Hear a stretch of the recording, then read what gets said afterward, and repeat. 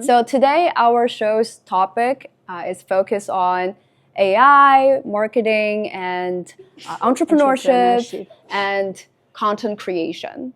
And we have a very special guest. Each of them, their stories are just so unique. And I have intersection, and so did Donna, like intersection with each of them. So the first one is Nikki. Let's welcome Nikki.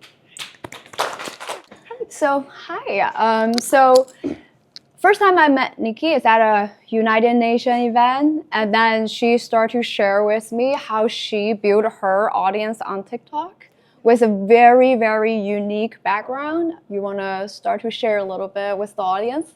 Sure. Hi, I'm Nikki, and I'm a Native American content creator. I've been creating content for about 15 years now. I started blogging, then TikTok, Instagram, YouTube, all of those. And one of the things I've learned, or one of the many things I've learned over the years, is that if you stay true to yourself, see what your audience wants, and continue to let your genuine voice shine through, you're going to be able to create amazing content that your audience resonates with and sticks around for. I know immediately that I want her to be on our show is because, so myself, I started to blog like 16 years ago as well. Like the word blog is like very ancient for now, you know? So I started that time, and then I grow like audience myself on Weibo and Red for like 1.5 million followers. But when I trying to use TikTok and Instagram, I had such a hard time. It's totally different. Yes. But the first time I met her, she's like, if you have any time, like any question, let me know. She's really willing to share. So that's why you're here. So first, right now, there's so many content creators. Yes. How do you identify your niche? All right. So when you're looking for your niche, it's said both ways. You want to make sure that you're doing something you're passionate about. For example, if you like beauty, niche it down a little bit. Don't just do every beauty. Do something cruelty-free. Do something paraben. Look for ingredients that you're passionate about, or maybe even a brand that you're most passionate about. The more you can bring it down, niche it down, the better your content is going to perform. I, for example, am visually impaired. So I'll do a beauty routine and I'll say, this is my beauty routine while I'm visually impaired. So somebody that's maybe not good at makeup, or somebody that maybe is visually impaired too, they're looking for my content. And the more specific it is, the more curated it is, the more people are going to likely to watch you, and your video is more likely to go viral because it's not just beauty. And you can apply this to food, you can apply this to fashion, you can apply this to any industry. What makes you unique? What makes you special? Yeah, so we just wondering, curious, like as an influencer, how do you feel? You have so many fans. So you feel very nervous, or you feel very comfortable? I feel very comfortable at this point. I have created a very large audience across many different platforms. Yes. And I don't look at them as just followers. I look at them as friends. I look at them as a community. I look at them as a resource to myself too, because if I don't know what I want to post about, I can go to them almost like a family and say, hey, what are you guys interested in? What do you want to talk about today? Like a friend. But if you look at them and you get nervous, it'll hold you back, because then you're like, oh, this isn't a tool. This is now something that's going to hinder me because I'm nervous in front of them. No, be comfortable in front of them. Be your most self in front of them, your real raw self. Yeah, exactly, like a friend. Like a friend, yeah. I want to ask the audience, how many of you thought about or think about creating your own channel or using social media to do something? Okay. Oh, wow, there are a lot. Okay, great. So the next question I want to talk about, what do we get from social media? So for myself, I actually get my first business starting off from social media, and then the coaching business, and then also my book, because a lot of publishers see my work online and then they publish in my book. So I actually get a lot of good connections. Yep. What about you? Like, what do you think social media brings to you? Well, I mean, for me, I also started my own business. I have a line of candles and soaps. They're indigenously handmade.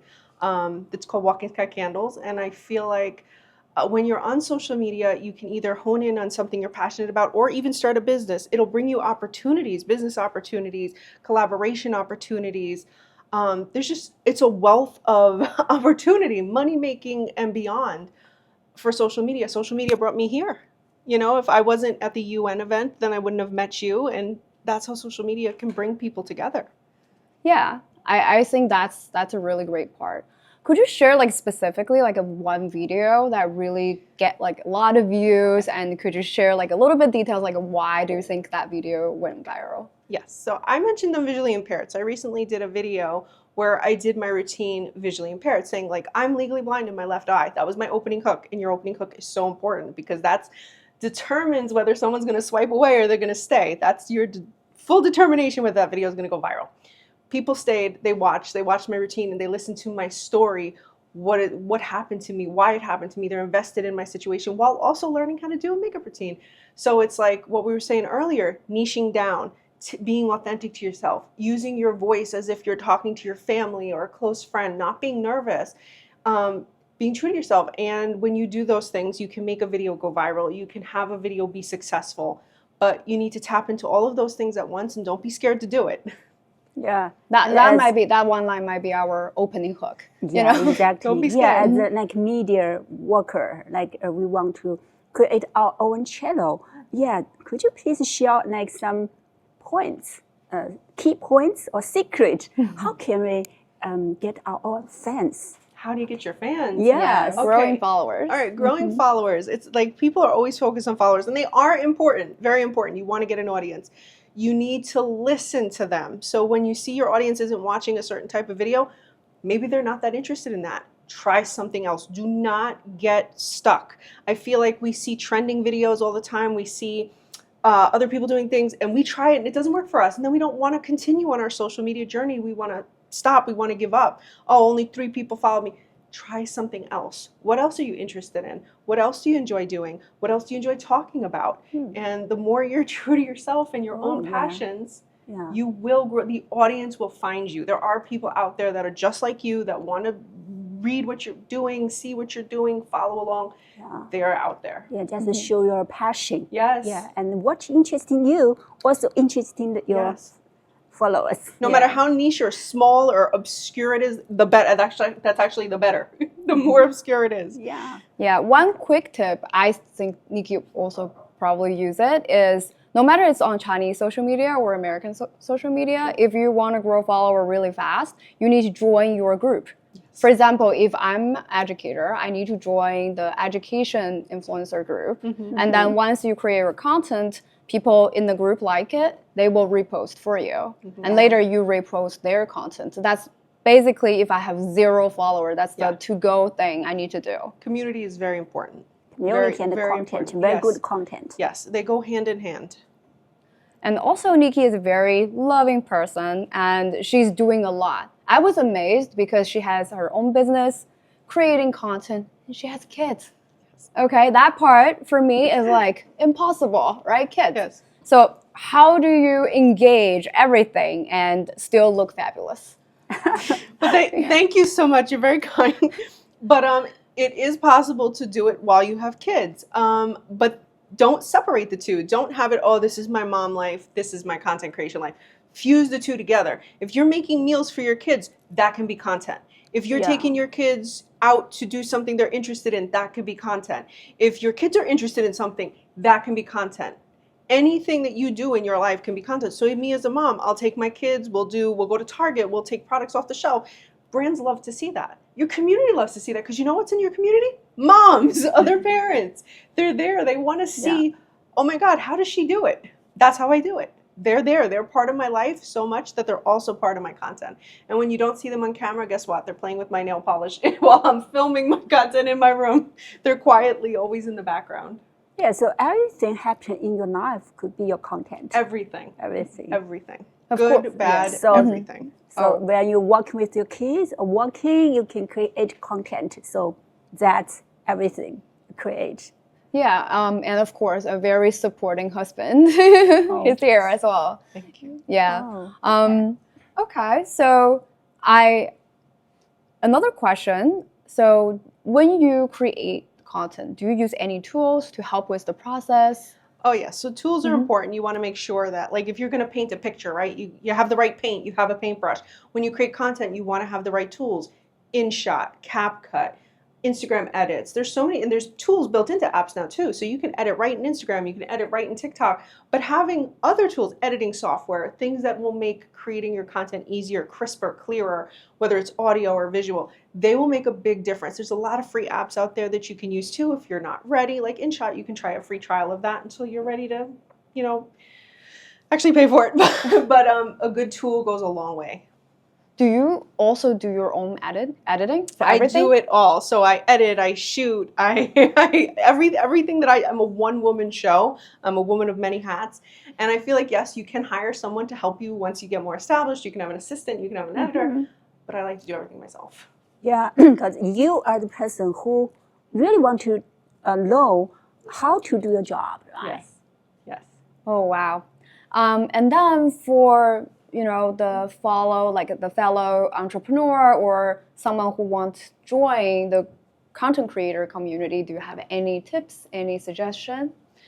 Well, if you want to join a content creator community, first you would want to research, what community am I joining? Then you figure out, you find your people, message them, say, hey, are you part of a community? Can I join your community? Are you interested in the same things I am? So it's like the same way you would meet a friend or do networking. You would do that online.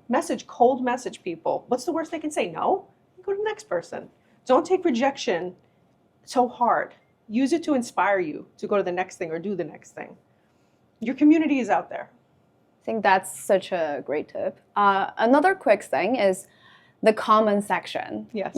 I think for content creation, it can be scary. It is. There's sometimes might be some harsh things there. How do you manage that? Okay, so there's a lot of mean people online. I'm not even going to lie to you. And I think that when people start and they get that first mean comment, they're like, oh, I don't want to do this anymore. And let that inspire you. So what I do on TikTok is anytime I get a negative comment, I take it and I tap to do a video reply, and I don't do the video right away. I come back to it and I think of an educational topic because I do Native American history, heritage, and culture on TikTok. So I try to think of something I can educate them on and take that negative comment and turn it into a positive. So if you get a comment that's like, oh, you don't look nice, take that as an opportunity to do a video, ignoring what the comment says, but just showing how resilient you are. Because if you fight with them and you make a mess in your comments, you're just going to be stressed out. And remember, every comment, whether negative or positive, is engagement. And engagement always boosts your video. Yeah. So they can hate, but you get paid. Yeah. So I love that. That should be our tagline. Yeah, you can get paid, but you're going to get paid. I love that. Yeah. Okay. Also, it rhymes. Love it. Love it. Okay. Thank you so much for your sharing. Yeah, and then we will bring And one more quick question. Yeah, go ahead. Yeah. What's the important you want to share with our followers? What's one thing? I feel like I've shared so many things. My best advice, one thing I want to share to you guys is follow your dreams. Get started. Don't wait for tomorrow. Don't wait for it to be perfect. If you wait for perfect winds, the ship will never sail. Go today. Do it today. Start today. Make your page today. And I promise you by next year, you'll see all the success you did. But if you wait till next year, you'll have wasted a whole year. So start today. Great. Love it. Thank you. Thank you so much. Yeah, we will bring you back to the panel. Sure. Thank you. Thank you. Thank you.